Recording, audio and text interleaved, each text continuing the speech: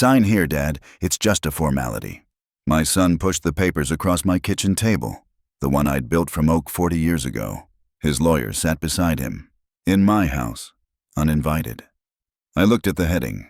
Irrevocable trust, transfer of pension benefits. Then I smiled, reached into my drawer, pulled out a different folder. Before we talk about my pension, I said, let me show you what else I own. His face went pale when he saw the first page. He had no idea what was coming. Before we continue, please subscribe to the channel and write in the comments what time it is where you are now. My son Michael brought a lawyer to my house on a Tuesday morning. Didn't call first, didn't ask if I was busy, just showed up with a man in a suit carrying a briefcase. Dad, this is Richard Chen. He's helping us organize some family financial planning. I was 72 years old. I'd worked at the steel mill for 46 years, retired with a pension that paid $300 a month, owned my house free and clear, had savings. Not wealthy, but comfortable. Michael sat down without being invited. Chen did the same. Coffee? I asked. We're fine. Michael waved his hand. Dismissive. This won't take long. I poured myself a cup anyway. Took my time. The kitchen was cold. March in Pittsburgh. I'd turned the heat down to save money.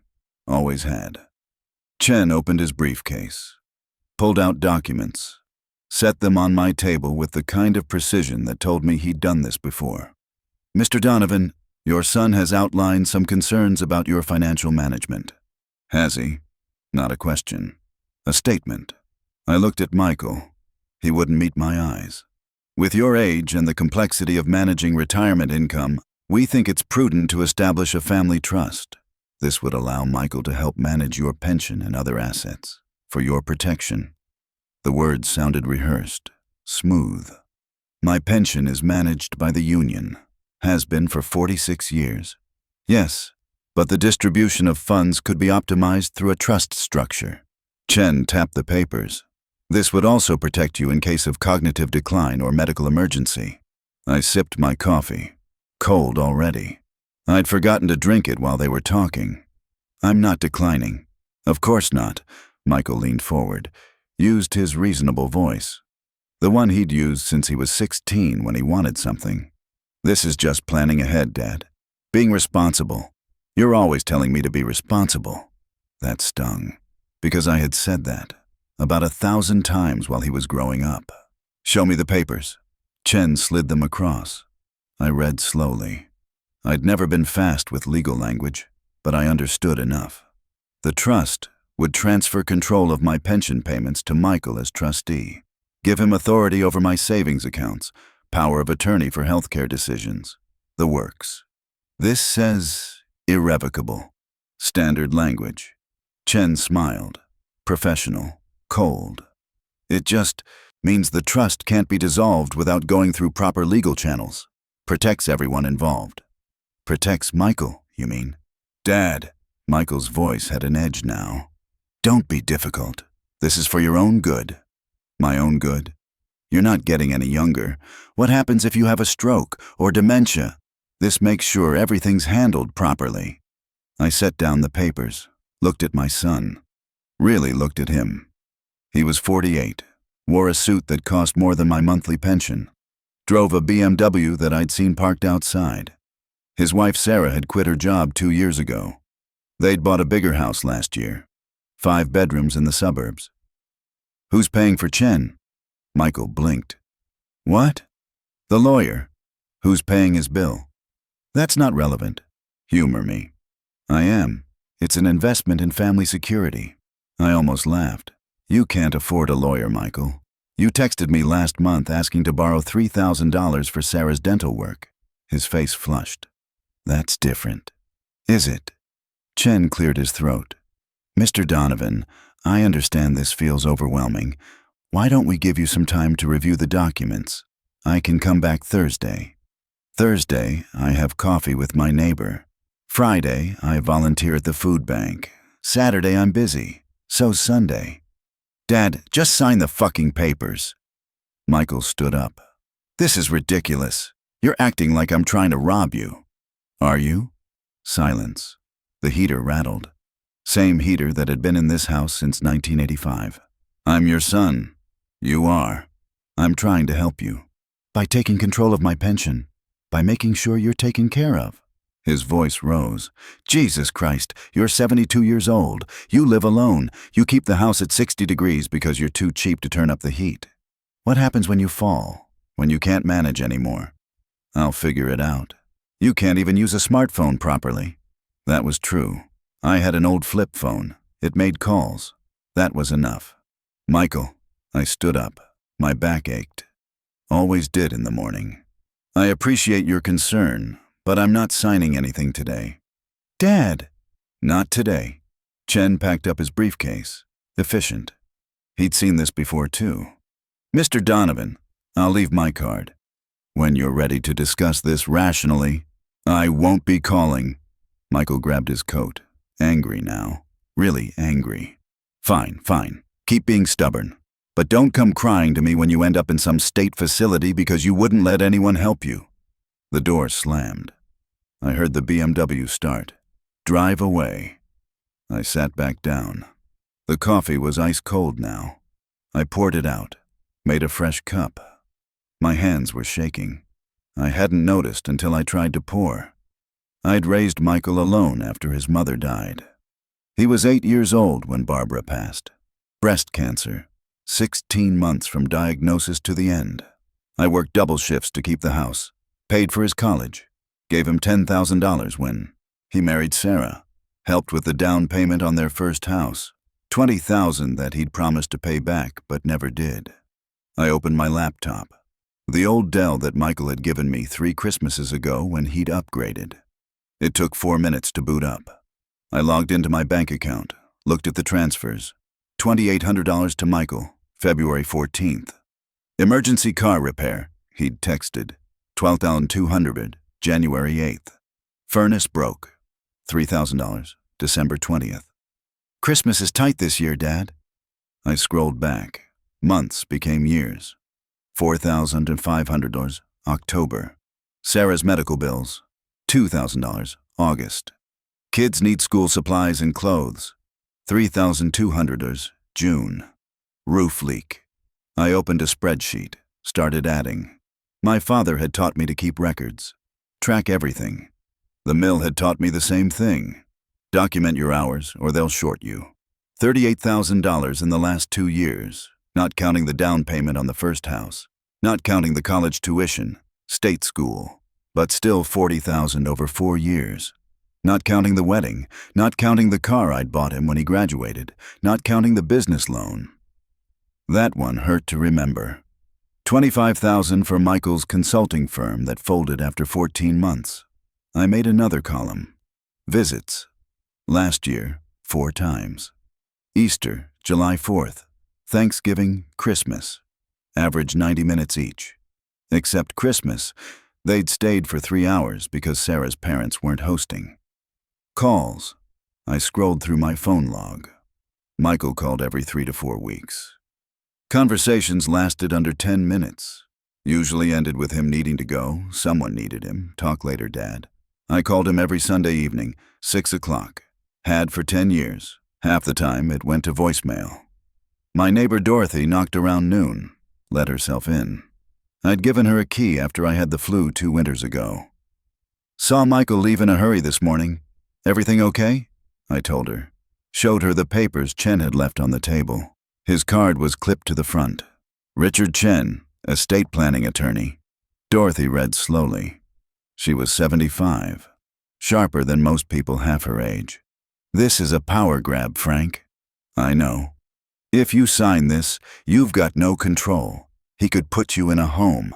Sell this house. Spend every penny. I know. She sat down. Heavily. Her hip had been bothering her since January. What are you going to do? I don't know yet. That was a lie. I knew exactly what I was going to do. But first, I needed to understand what I was dealing with. Michael texted that evening. Dad, I'm sorry I lost my temper. But you need to understand this is serious. Call me when you're ready to talk like an adult. Talk like an adult. I was 72 years old.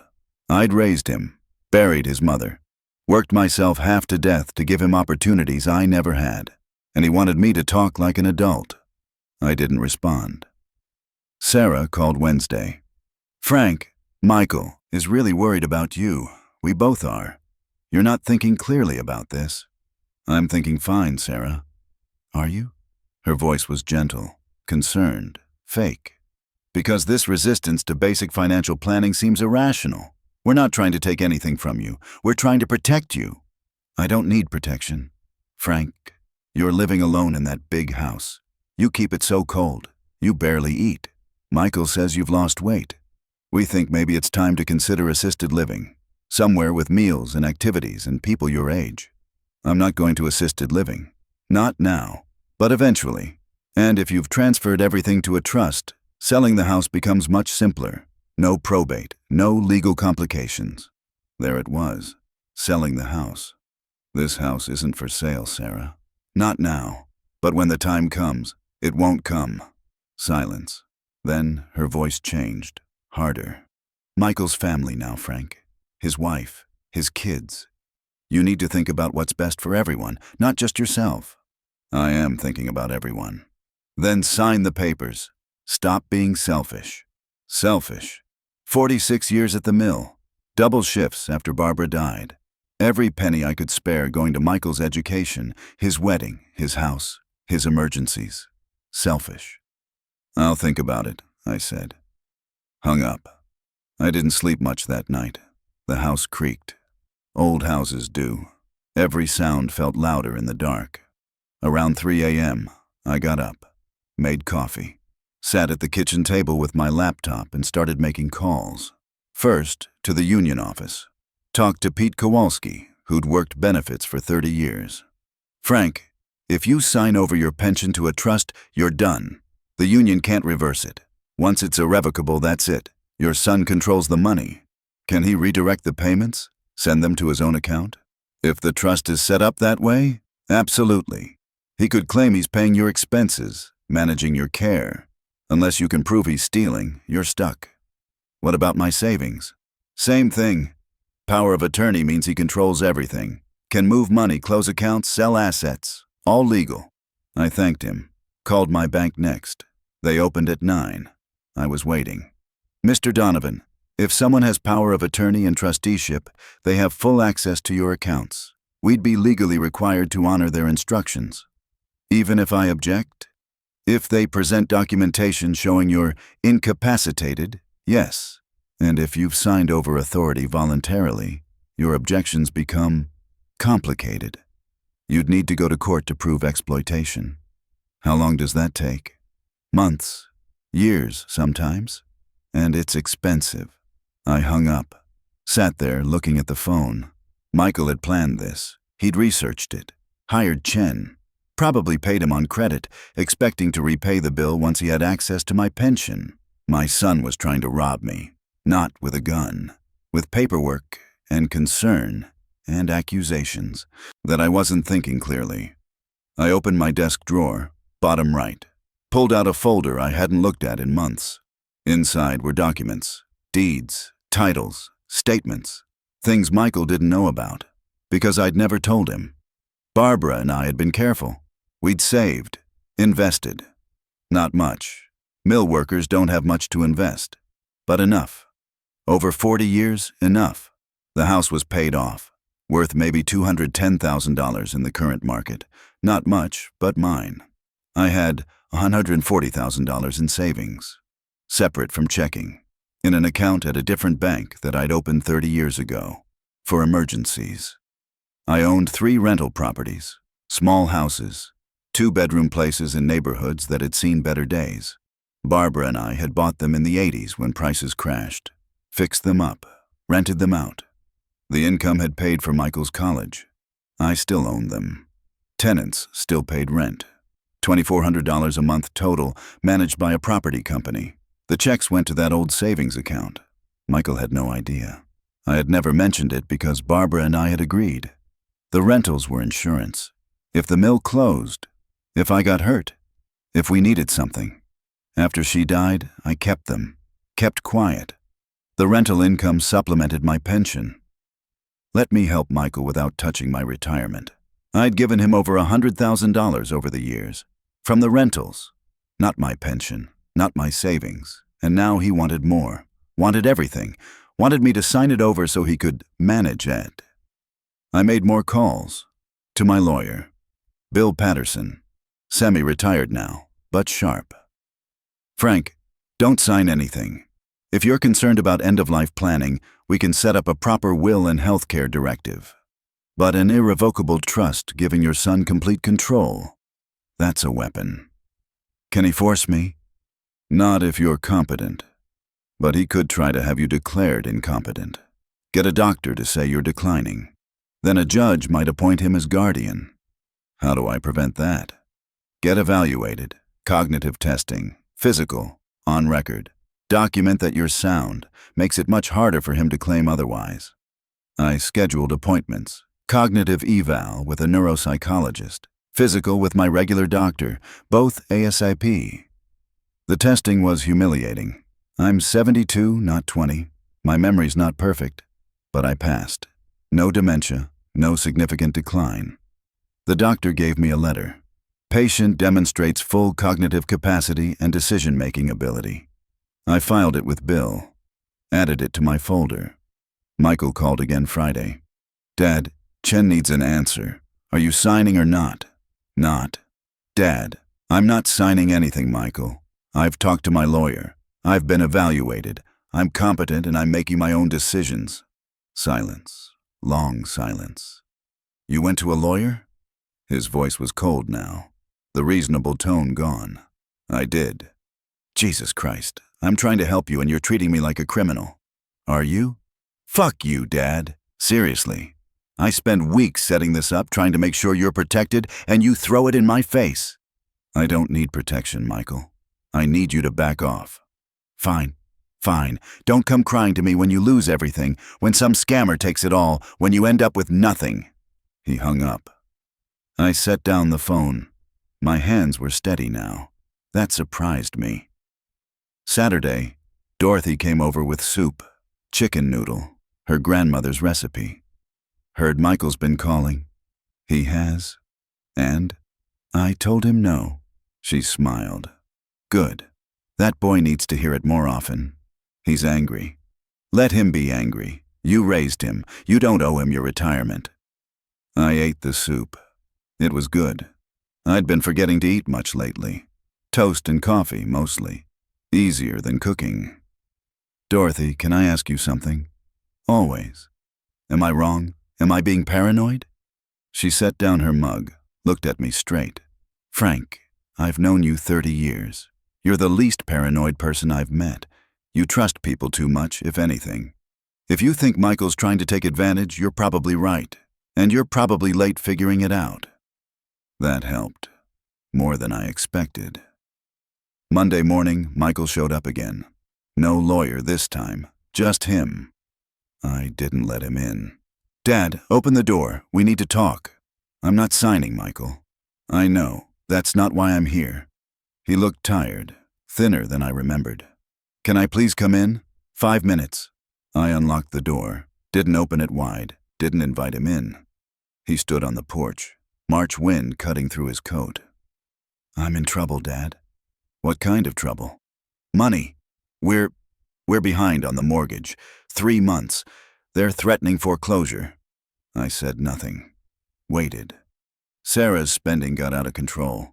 I tried to rein it in, but she wouldn't listen. And my job, I lost a major client in January. Commission's been cut in half.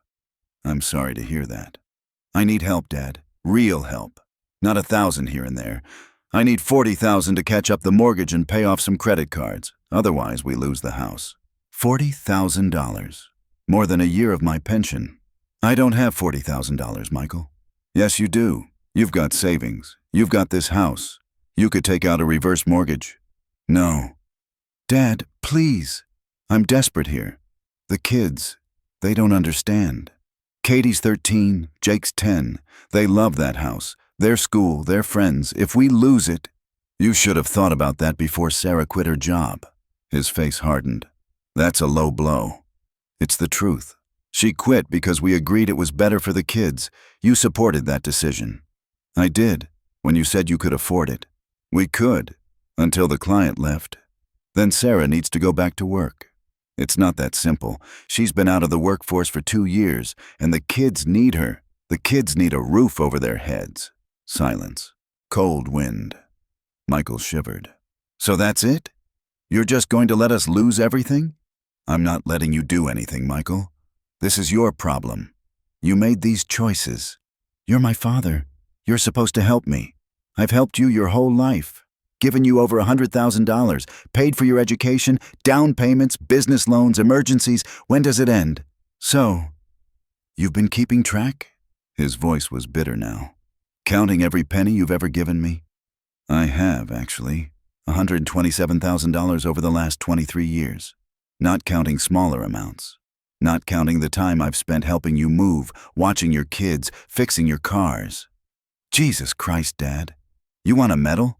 Parents help their kids. That's what you do. And kids appreciate it. Visit, call. They don't show up with lawyers demanding control of their father's pension. His face flushed. That was about protecting you. No, it wasn't. It was about accessing my money without having to ask anymore. Without having to hear me say no. You're paranoid, Dad. You need help. Maybe not legal help, maybe psychiatric help. That landed hard. He meant it to. Get off my porch, Michael. Dad, get off my porch. Don't come back unless you're ready to apologize. Apologize? For trying to help you? For caring? For lying? To me? To yourself? Get out. He left. The BMW's engine roared. Tires squealed. Dorothy opened her door, watched him go. You okay, Frank? I'm fine. You look like you need whiskey. It's 10 in the morning. So? She grinned. Come on, I've got the good stuff. I sat in her kitchen drinking bourbon and telling her everything. He's going to try something else, she said. Men like that don't give up. They escalate. What can he do? I'm not signing anything. He could spread rumors. Tell people you're losing it. Get social services involved. Make your life difficult. Let him try. But she was right. Michael escalated. Wednesday, I got a call from Adult Protective Services. Mr. Donovan, this is Linda Walker with APS. We've received a report of concern about your welfare. Is now a good time to talk? What kind of concern? An anonymous caller reported that you're living alone in unsafe conditions. Limited heat, poor nutrition, possible cognitive impairment. We're required to follow up. Who called? The report was anonymous, but we take all concerns seriously. I'd like to schedule a home visit. Would tomorrow work? I agreed. What else could I do? Linda Walker showed up Thursday at 2. Professional, kind. She walked through the house taking notes. Mr. Donovan, your home is clean and well maintained. You're clearly competent. I don't see any signs of self-neglect. The heat's at 65. I keep it lower when I'm out, but I turn it up when I'm home. That's fine. Many people do that. And I eat fine. I'm just not a big cook. I eat with my neighbor a few times a week. I see that. Mrs. Henderson mentioned it when I spoke with her. She closed her notebook. Mr. Donovan, I'll be filing a report that there are no concerns. You're independent and managing well. But I want you to know, whoever made this report may make another. If they're trying to build a case that you're incapable, they might keep calling us, or your doctor, or other agencies. What should I do? Document everything. Keep records. If anyone contacts you asking about your capacity, get it in writing that you're fine. And consider talking to a lawyer if you think someone's targeting you. I already have a lawyer. Good. Use him. After she left, I called Bill Patterson. Frank, this is harassment. And it's probably your son. You could get a restraining order if it continues. I don't want a restraining order against my son. Then what do you want? I thought about that. What did I want? I wanted Michael to understand, to see what he was doing, to stop. I wanted my son back, the one I'd raised, before money and desperation turned him into this. But I didn't think I could have that. Not anymore. I want him to leave me alone, I said finally. I want to protect what I have, and I want to make sure he doesn't get it when I die. Then we need to update your will. Make your intentions crystal clear. We scheduled an appointment. Bill drew up a new will. Everything I owned, the house, the savings, the rental properties, would go to charity when I died. Pittsburgh food banks, homeless shelters, organizations that helped people who actually needed help. Michael would get nothing. I signed it. Bill witnessed it, filed it with the court. This is ironclad, Frank. He can contest it, but he won't win. You're documented as competent. This is clearly your decision. Good. But he's going to be furious when he finds out. He doesn't have to find out until I'm dead. Fair enough. I went home, sat at my kitchen table, the one I'd built 40 years ago, and I waited. Michael tried texting, then calling, then showing up. I didn't answer, didn't open the door. Finally, he left a voicemail. Dad, I know you're angry. I get it. But we need to talk. I'm coming over Saturday at noon, whether you like it or not.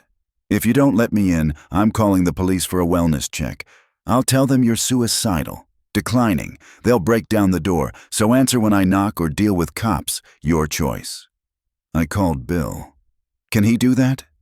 Technically, yes, but if the cops show up and you're fine, it makes him look bad, not you. So, I let him in. Or you call the cops yourself first. Tell them your son is harassing you and threatening false wellness checks. Get ahead of it. I thought about that. Calling the cops on my son. I couldn't do it. Couldn't take that step. Saturday at noon, Michael knocked. I opened the door, stood in the doorway, didn't move. Dad, we need to talk. Talk. Inside? Here's fine. He looked frustrated, tired, older than 48. Dad, I'm sorry. For all of it. The lawyer, the pressure. I was desperate and I handled it wrong. You did. I still need help. We're going to lose the house, but I'm not asking for $40,000 anymore. Just 20. Enough to catch up the mortgage. I'll pay you back, I swear. No. Dad, please. I'm begging you. $20,000. I'll sign a contract, pay you back monthly, whatever you want. Michael, I've given you over $100,000. I don't have more to give. Yes, you do. You're just being spiteful. I'm being realistic. You won't pay it back. You never have. That's not fair. It's completely fair. The down payment, the business loan, the wedding. You promised to pay all of it back. You haven't paid back a penny. I've been struggling. So have I. I worked 46 years at the mill, saved everything I could. This is my retirement, my security. I'm not giving it to you so you can lose another house. His face went red. Another house? You think I'm going to lose it? You already are. 3 months behind, you said. Because I chose to pay other bills, to keep the kids fed and clothed, to keep Sarah from having a breakdown. Then Sarah needs to get a job. She can't just snap her fingers and get a job, Dad. It takes time, and meanwhile, we're drowning. Not my problem. Silence. Long, cold silence. You're a selfish bastard, Michael said quietly. You know that? Mom died, and you threw yourself into work. I raised myself. And now that I need you, you've got nothing. That was a gut punch, and he knew it. I was there every day, Michael. Every single day. Made your breakfast, helped with homework, drove you to school, came to every game, every concert. I worked double shifts so you could have a life.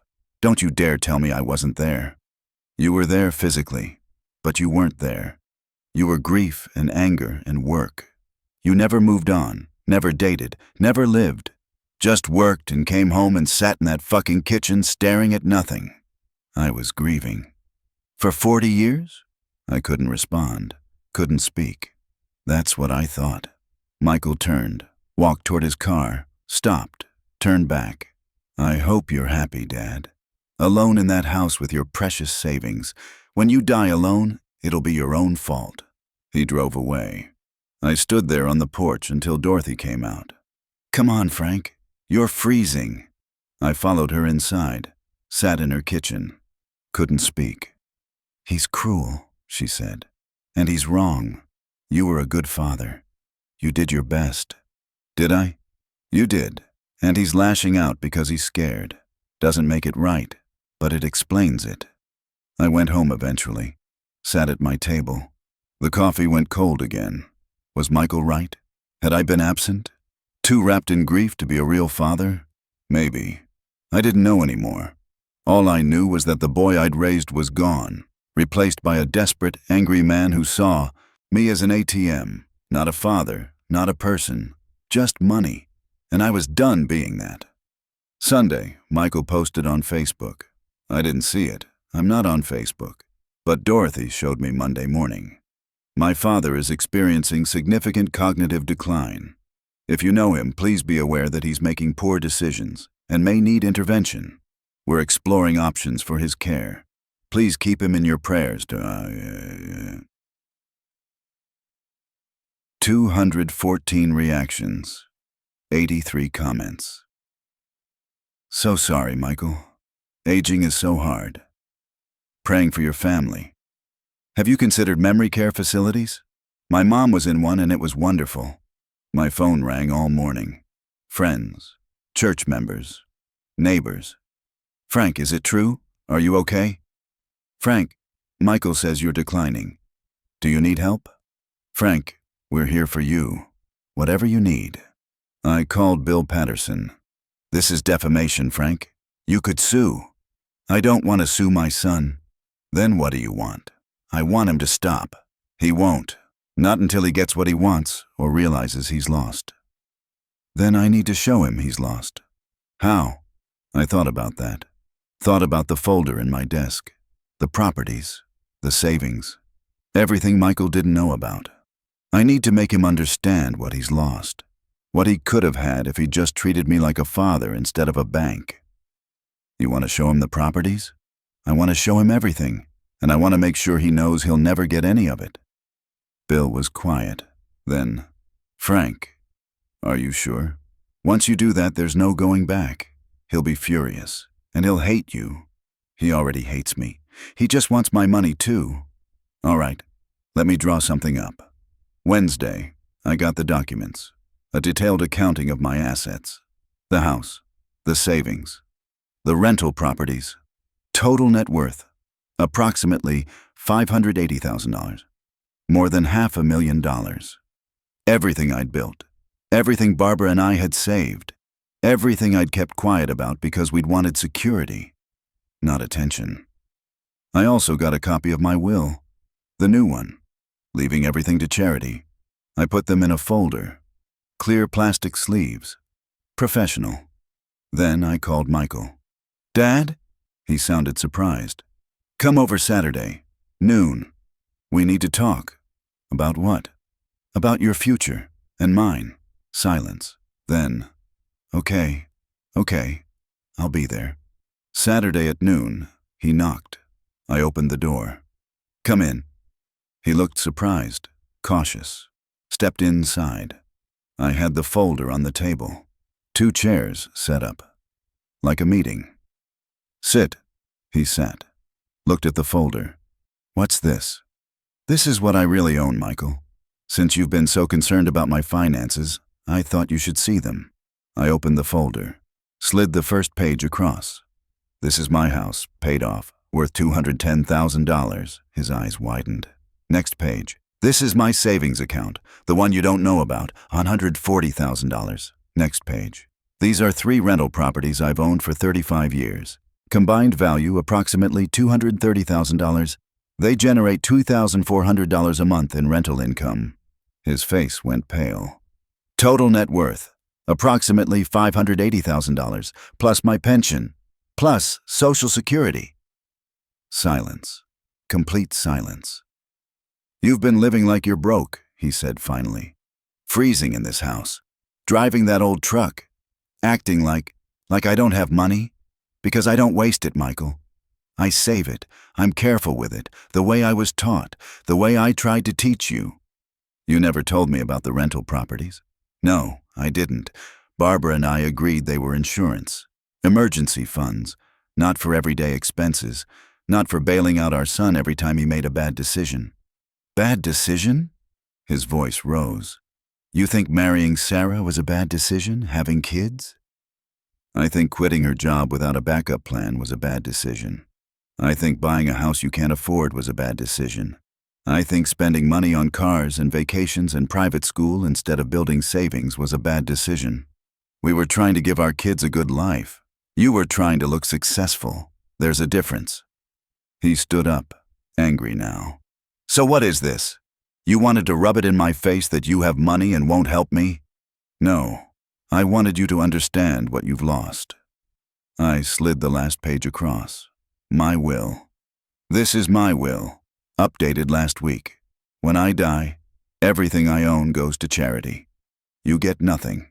He grabbed the paper, read it, face going red, then white. You're leaving $500,000 to strangers instead of your son? I'm leaving it to people who need it. You're 48 years old, healthy, capable. You can work, you can rebuild. You don't need my money, you just want it. I'm your son. You were my son, but you stopped acting like it the day you brought a lawyer here and tried to steal my pension. I wasn't stealing. Yes, you were. You wanted control of my money without having to ask, without having to hear no. That's theft, Michael. Legal theft, but theft. He threw the will on the table. You're a bitter, selfish old man. Mom would be ashamed of you. That was meant to hurt. It did. Your mother would be ashamed of what you've become. A man who sees his father as a resource, not a person. Fuck you, Dad. Get out. Gladly. Enjoy dying alone with your precious savings. I hope it keeps you warm. He left. Door slamming, BMW roaring away. I sat there, hands shaking now, heart pounding. Dorothy knocked 5 minutes later, let herself in. I heard the yelling. You okay? I'm fine. You're not, but you will be. She made coffee, set a cup in front of me. You did the right thing. Did I? You did. He needed to know, and he needed to hear no. Maybe this wakes him up. Maybe it doesn't. Either way, you protected yourself. I drank the coffee. It was hot. I didn't let it go cold this time. That night, Michael called. I didn't answer. He left a voicemail. Dad, I've been thinking about what you said, about the money. I was wrong. I see that now. Can we talk? Really talk? I didn't call back. He called again Sunday, Monday, Tuesday, left voicemails, texts. Dad, please, I'm sorry. We need to fix this. I don't care about the money. I care about you. That last one almost made me laugh. Almost. Wednesday, Sarah called. Frank, Michael is devastated. He made mistakes. He knows that. But you're his father. You can't just cut him off. I can, and I have. What about Katie and Jake? They love you. They don't understand why Grandpa won't see them. That hurt. The kids. I love those kids. Tell them the truth, Sarah. Tell them their father tried to steal from me. That's not what happened. That's exactly what happened. He brought a lawyer. Tried to pressure me into signing over control of my pension. When I refused, he spread rumors that I was incompetent. Made false reports to APS. That's who your husband is. He was desperate. So was I. When Barbara died, when money was tight, I didn't try to rob anyone. I worked. I sacrificed. Tell Michael to do the same. I hung up. Thursday, I went to the bank. Transferred $5,000 from my savings to a new account, opened in Katie's and Jake's names. Trust accounts they could access at 18. For college, I told the banker. Or trade school, whatever they want, but not their parents, the kids only. I set it up so I could add to it monthly, $200 each. By the time they were 18, they'd have money. Not a fortune, but a start. Something I wanted to give them, because they were innocent. They didn't choose their father's choices. I sent a letter to Michael. Certified mail. I've set up accounts for Katie and Jake. They'll have access at 18. If you or Sarah touch those accounts, I'll prosecute.